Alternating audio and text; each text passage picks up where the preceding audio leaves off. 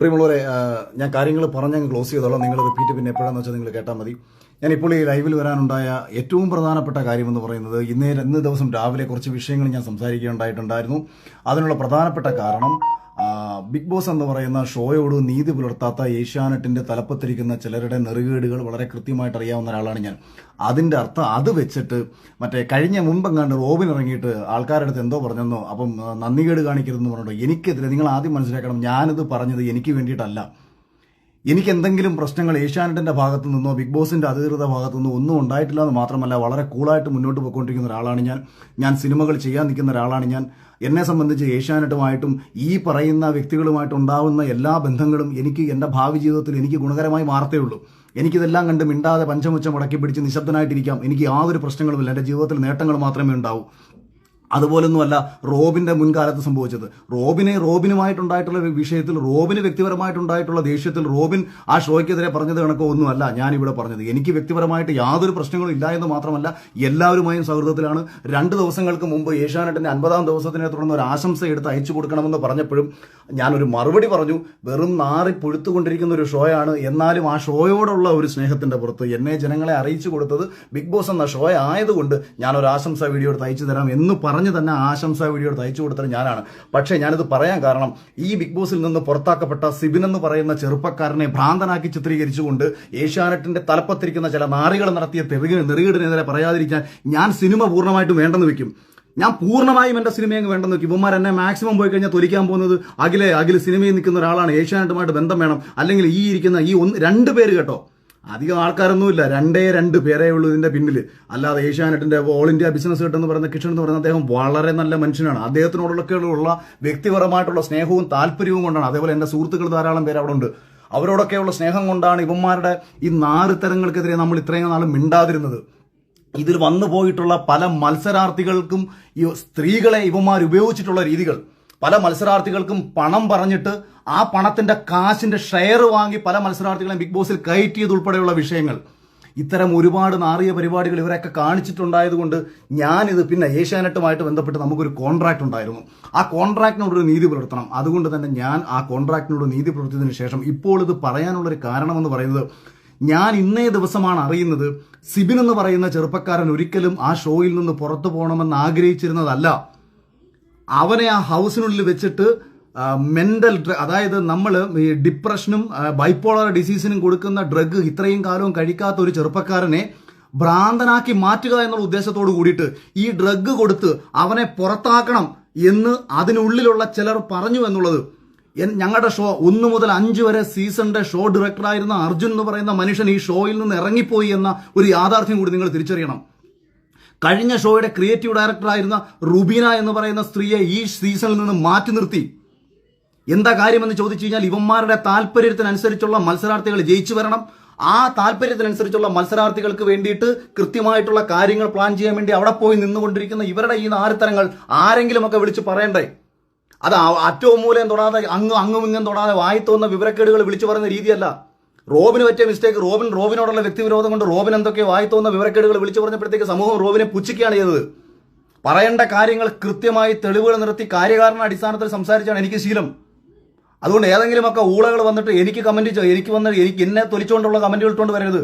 ഞാനീ സംസാരിക്കുന്നത് എനിക്ക് വേണ്ടിയിട്ടുള്ള എല്ലാ നഷ്ടങ്ങളും ഏറ്റെടുത്തുകൊണ്ട് ഒരു കോപ്പും എന്റെ ജീവിതത്തിൽ ഇവനൊന്നും ചെയ്യാൻ പോത്തില്ല എന്നുള്ള അടിയുറച്ച വിശ്വാസത്തിൽ ആർക്കെതിരെയും എന്തും സംസാരിക്കാനുള്ള ആത്മധൈര്യം സത്യത്തിനൊപ്പം നിൽക്കുമ്പോൾ എനിക്കുള്ളിടത്തോളം കാലം അത് ഏഷ്യാന്റെ തലപ്പത്തിരിക്കുന്നവരാണെന്നുണ്ടെങ്കിലും ഇന്ത്യൻ ഭരണഘടനയുടെ തലപ്പത്തിരിക്കുന്ന, അല്ലെങ്കിൽ എനിക്ക് കേന്ദ്രത്തിന്റെ തലപ്പത്തിരിക്കുന്നവരാണെന്നുണ്ടെങ്കിലും കേരളത്തിന്റെ തലപ്പത്തിരിക്കുന്നവരാണെങ്കിലും എനിക്ക് ഒരേപോലെ ഉള്ളൂ.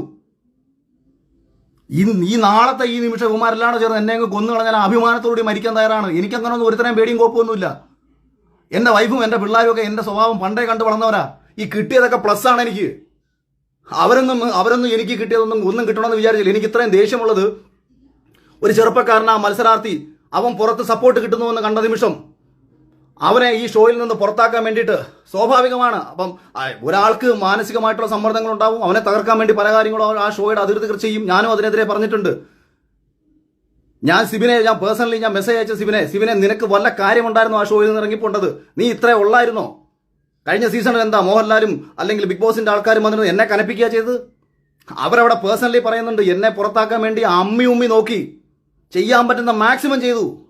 ഏശാത്തത് കൊണ്ടാണ്. അല്ലെ നിങ്ങൾ വിചാരിക്കുന്നുണ്ടോ എന്നെ പോലെ ഒരുവനെ ജയിപ്പിക്കാൻ ഇവർ നിൽക്കുമെന്ന്? സാബുമോനെ പോലെ ഒരാളെ സാബുമോന്റെ കാര്യത്തിൽ ഇവർക്ക് പറ്റിയ അബദ്ധം എന്ന് പറയുന്നത് അന്ന് പേളിമാണി ജയിക്കുമെന്നുള്ള കാര്യത്തിൽ ഇവർക്ക് ഉറപ്പായിരുന്നു. അവസാന സമയത്ത് ചെറിയ വേരിയേഷന്റെ പുറത്ത് സാബു ജയിച്ചു എന്നത് ഒഴിച്ചാൽ ഇവർ ഒരിടത്തും പ്രതീക്ഷിച്ചിരുന്നില്ല സാബു ജയിക്കുമെന്നുള്ള കാര്യം. ഒരു സിനിമാ സംവിധായകനും സോഷ്യൽ മീഡിയയിൽ അത്യാവശ്യം ചർച്ച ചെയ്യപ്പെട്ടുള്ള ഒരാളുമായ, അല്ലെങ്കിൽ പലവിധ ചാനൽ ചർച്ചകളിൽ പങ്കെടുത്തിട്ടുള്ള ഒരാളുമായ എനിക്ക് കിട്ടിയതിന്റെ 3 ഇരട്ടി ശമ്പളം കൊടുത്തു കയറിയ മത്സരാർത്ഥികൾ ഉണ്ട് കഴിഞ്ഞ സീസണിൽ. ആരാണ് ഈ ശമ്പളം ഈ രീതിയിൽ അവർക്ക് കൊടുത്തത്? അതിന്റെ ഷെയർ വാങ്ങി സ്ത്രീകളെ സ്വന്തം കാര്യങ്ങൾക്ക് ഉപയോഗിച്ചുകൊണ്ട്, മത്സരാർത്ഥികളെ സ്വന്തം കാര്യങ്ങൾക്ക് ഉപയോഗിച്ചുകൊണ്ട് ഇത്തരം നാറിയ പരിപാടികൾ കാണിക്കുന്ന അവന്മാരെ തുറന്നു കാണിക്കണം. അത് ഇമാതിരി പുഴുത്തു നാറിയ ഒരു ഷോ 50 ദിവസമായിട്ട് ഈ സമൂഹത്തിൽ ഈ ഷോ ഇത്രയേറെ നെഗറ്റീവായി പൊക്കോണ്ടിരിക്കുമ്പോഴും മോഹൻലാലിനെ പോലും പറഞ്ഞു പറ്റിച്ച് ഇതെന്തോ മഹത്തരമാണെന്ന് കാണിച്ച് വീഡിയോ ഇട്ടേക്കാണ് 50ാമത്തെ ദിവസം.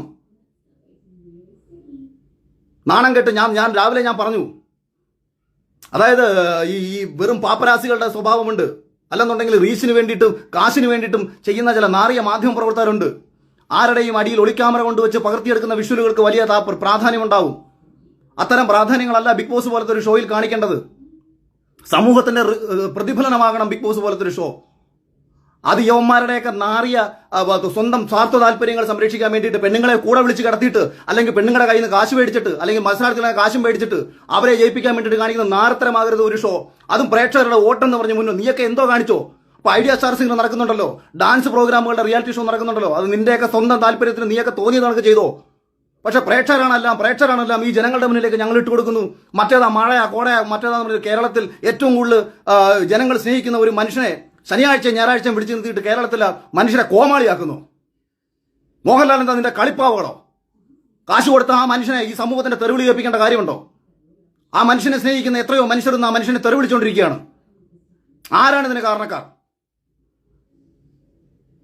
നിനക്കൊക്കെ എതിരെ പറയാൻ പല ആൾക്കാർക്ക് പേടിയായിരിക്കും. കാര്യം നഷ്ടപ്പെടാൻ ഒരുപാടുണ്ടെന്നുള്ള ചിന്ത കൊണ്ടാണ് കുമാർ നിനക്കൊക്കെ എതിരെ പറയാൻ ഭയപ്പെടുന്നത്. എനിക്കൊരു വെണ്ടക്കയില്ല. നിന്നെ ഒന്നും പേടിച്ചിട്ട് മിണ്ടാതിരിക്കും, നീ ഒന്നും പേടിച്ച് ചിന്തിക്കുക വേണ്ട. നാരത്തരം കാണിച്ചിട്ടുണ്ടോ നിന്റെയൊക്കെ മുഖത്ത് നോക്കി പറയുന്ന നാരത്തരമാണെന്ന്. ഈ ചെറുപ്പക്കാരനെ പുറത്താക്കിയിട്ട് അവനെ വിളിച്ച് വരട്ടുകയാണ്. അവൻ മിണ്ടിയാൽ അവനെ തട്ടിക്കളയും, അവൻ മിണ്ടിയാൽ അവനെ തൊലിച്ചു കളയും. ഈ കോൺട്രാക്ട് ഉണ്ട്. എന്നെ കഴിഞ്ഞ സീസണിൽ ഇതാണൊക്കെ വിളിച്ചൊന്ന് കോൺട്രാക്ട് ഉണ്ടാക്കിയപ്പോൾ ഞാൻ പറഞ്ഞു, ചാനലിന്റെ പേര് ഏഷ്യാനെറ്റ് എന്നല്ലേ, സുപ്രീം കോടതി നല്ലല്ലോ, അവരുടെ കൈ വെച്ചിരുന്നാൽ മതി എന്നാണ് ഞാൻ പറഞ്ഞത്. എന്നെ വിളിച്ചിട്ട് കോൺട്രാക്ടാണ്, അഖിൽ അങ്ങനെ സംസാരിക്കരുത്, അഖിൽ ഇങ്ങനെ സംസാരിക്കരുത്. അപ്പൊ അതുകൊണ്ട് ഏതെങ്കിലും ഒരു ചെറുപ്പക്കാരനെയോ ഒരു വ്യക്തികളെയോ നേരെ ഇത്തരത്തിൽ തെമ്മാടിത്തരങ്ങൾ കാണിച്ചു വെച്ചിട്ട് സ്വന്തം താല്പര്യങ്ങൾ സംരക്ഷിക്കാൻ വേണ്ടി ഒരു ഷോ നടത്തി പ്രേക്ഷകരെ വിഡ്ഢികളാക്കുന്ന ഇമാതിരി നാരത്തരത്തിനെതിരെ ശക്തമായി പ്രതികരിക്കാൻ തന്നെയാണ് ഉദ്ദേശം.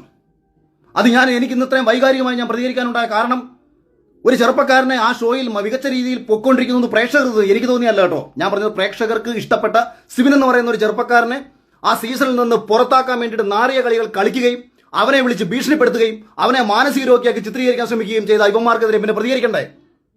ഞാൻ ഇന്ന് വരെയും സമൂഹത്തിന്റെ വിരോധം പിടിച്ചു പറ്റിയതും എന്നെ ആൾക്കാർ വെറുത്തതും അല്ലെങ്കിൽ എന്തെങ്കിലുമൊക്കെ നഷ്ടം എനിക്കുണ്ടായതും ഒന്നും എനിക്ക് വേണ്ടിയിട്ടായിരുന്നില്ല.